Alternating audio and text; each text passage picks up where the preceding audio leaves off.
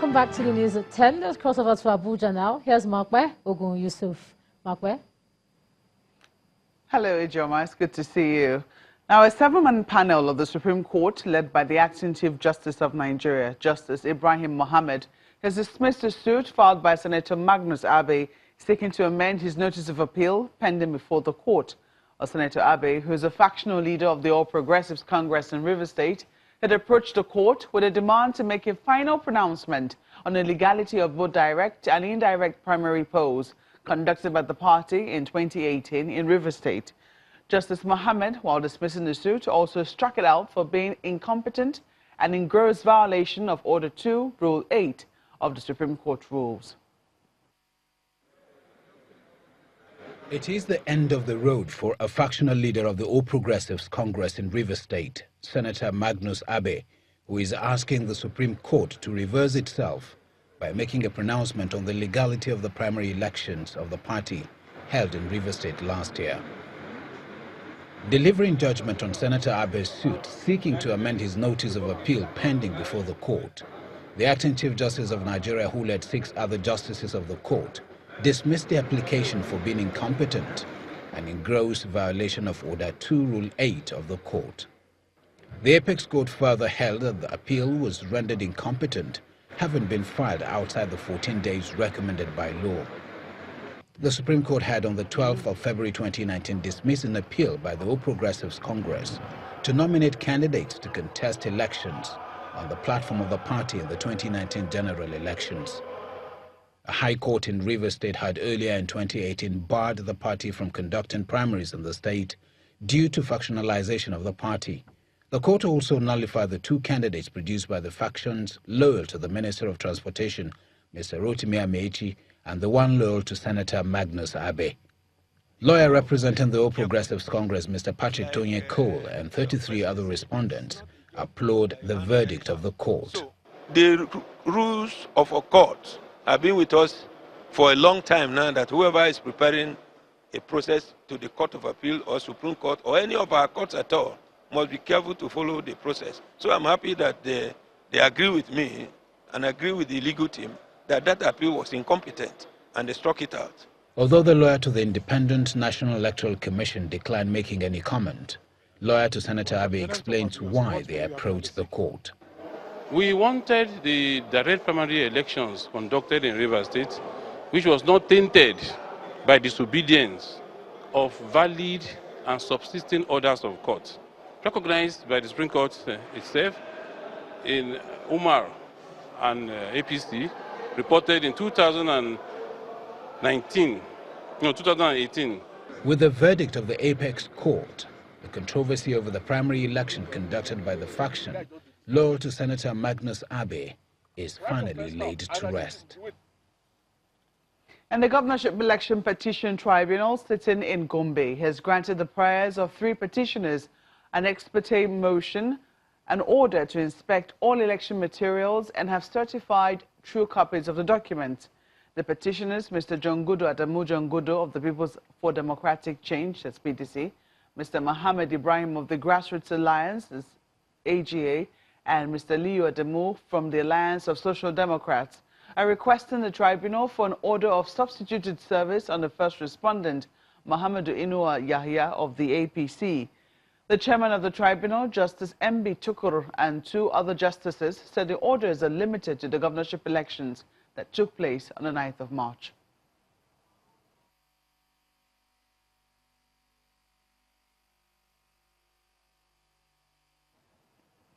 And to a bit of politics now. Youths in Niger State have taken to the streets of Minna, the state capital, to demand that the Speaker of the House of Representatives be picked from the North Central Zone. The protest, which began at the old State Secretariat down to the popular Minna Mobile roundabout, saw the youths in their numbers carrying placards with various inscriptions accusing the leadership of the All Progressives Congress of sidelining the North Central in the National Assembly leadership. In Plateau State, a group under the auspices of the North Central Concerned Youths went around Jos, the Plateau State capital, demanding that the position be ceded to the North Central Zone for equity and justice. The youth also stressed the role of North Central in the emergence of the president and the APC's performance in the region during the just concluded elections. A similar protest has also taken place in Kogi and Nasarawa State, with the youths insisting that the North Central zone be part of the National Assembly leadership.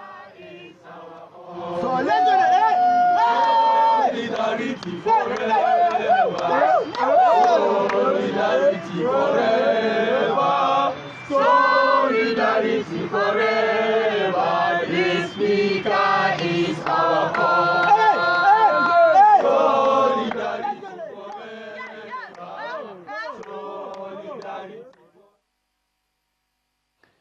And a fire has burnt the arrival section of the Mbakwe airport in Oweri, the Imo State capital.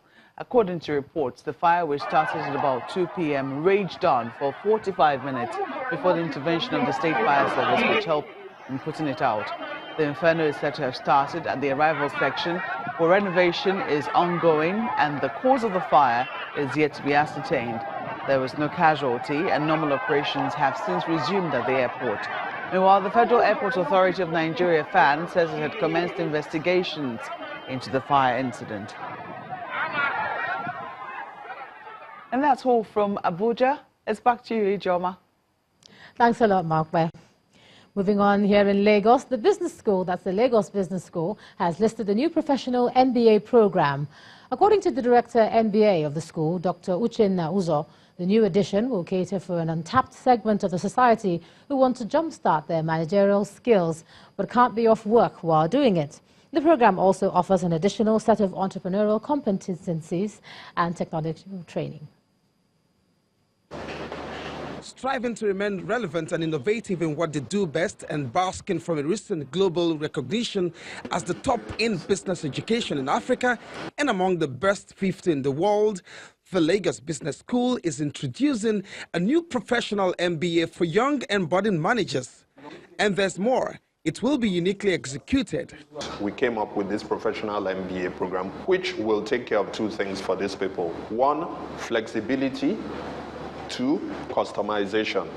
60% of the offerings are online, meaning that in 2 years, you only need to come down at Lagos Business School 8 weeks in 2 years, 4 weeks in year 1, another 4 weeks in year 2. Every week, in between those weeks, you have about 3 months in between. So we are not saying, hey, the 4 weeks are back to back. So it's just 1 week every 3 months.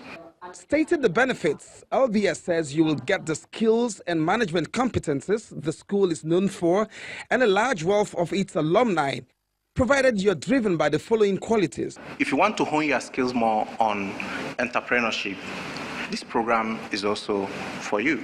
If you want to hone your skill more on technology, innovation, this program is for you. If you don't want to hone your skills with any of these electives, you want to run the general management track, this program is also for you. So who is qualified?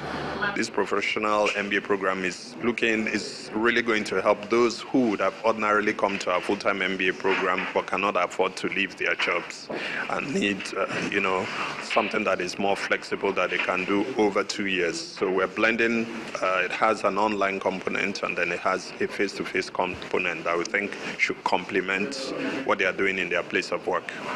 Application is open and first session starts February 2020, while program will run for 2 years with the flexibility of work and school plus staggered payment. If you're looking to accelerate pace towards the top of your career, LBS says jump onto the new professional MBA. The Federal Inland Revenue Service and the National Lottery Regulatory Commission are collaborating to launch an automated value-added tax collection system in the lottery and the gaming industry. This move will change the face of business transactions now being deployed to revenue generation.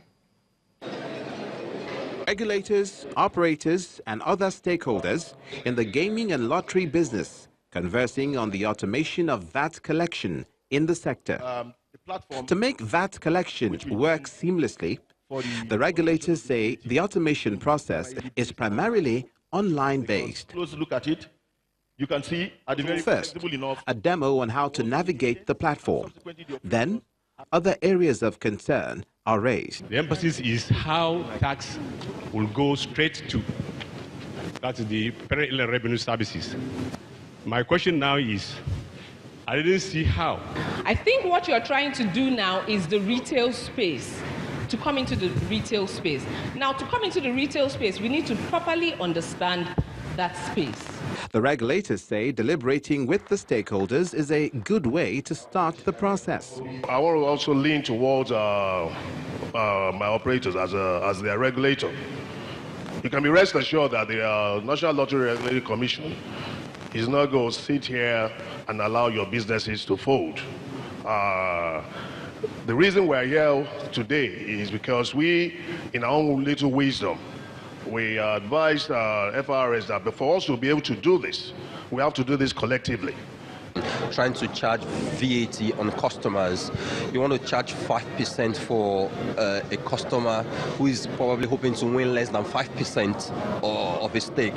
A customer brings in 1,000 naira, 100 naira, wants to win 5 naira, and you want to collect that 5 naira, so he wins nothing. So why is he coming in the first place? So should he be charged on the money the customer brings, or should he be charged on his winnings? Those are the kind of things we need to discuss. Should he even be charged at all? Based on the understanding that we have with the stakeholders, I think we're moving in the right direction.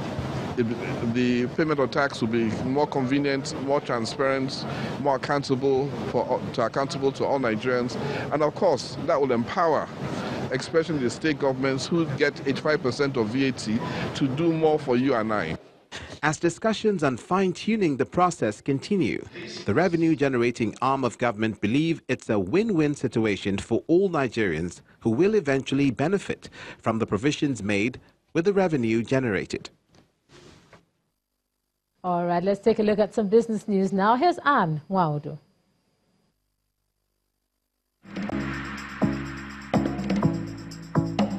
You first. First Bank.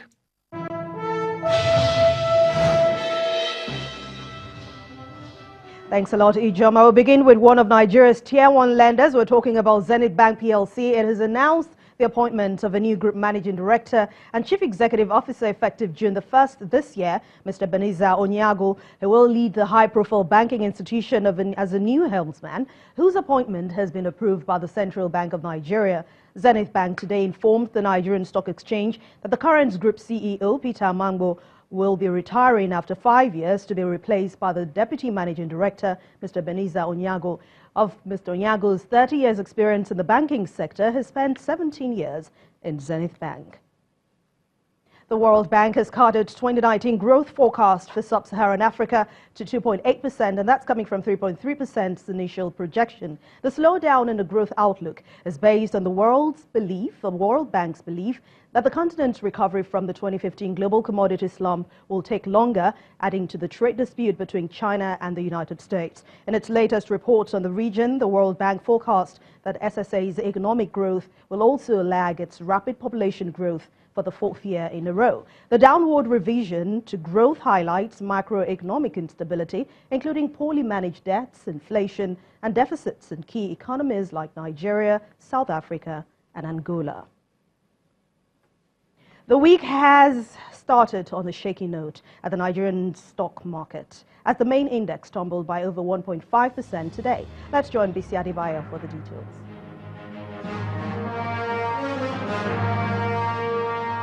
Hello and welcome to the Stock Market Report.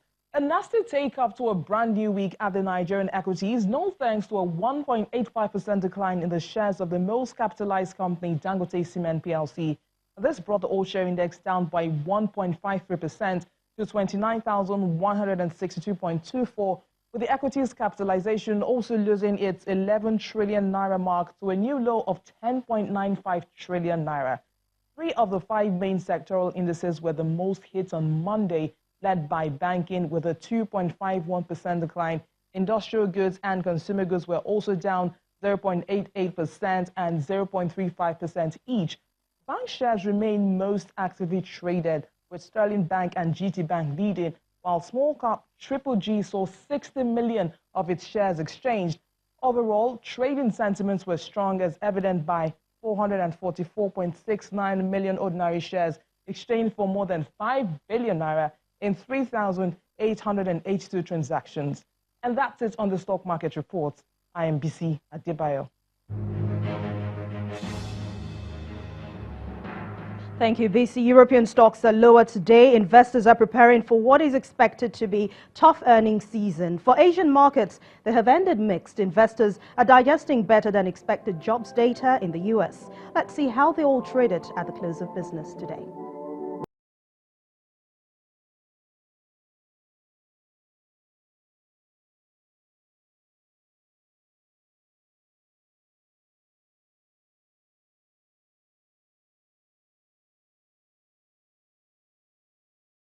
With those numbers, we end business news tonight. Thank you so much for watching. I'm Anne Oweri. It's back to you, Joma.